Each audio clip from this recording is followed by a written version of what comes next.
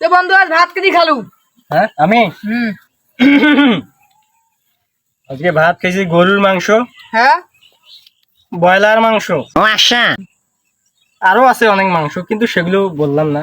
তাই নাকি? ডাল ভাজা যা লাগে সেগুলো তো আছেই। যাই হোক, ওগুলো তোমাকে শুনি লাগবে না। তো তুমি কি দেখেছি?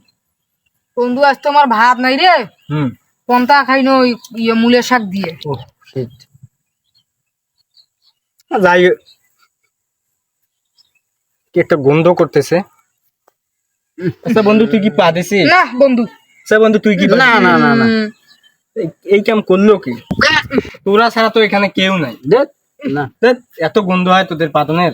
আসলে তোরা গরিব মানে বস্তির লোক। ধ্যাৎ, দেখ আমি একটা গ্যাস ছাড়তেছি। ও আচ্ছা, দেখ, এই তো সেন্নে তো সেন না গেছে না? হ্যাঁ আর এটা সেল লাগবে না তা কি লাগবে?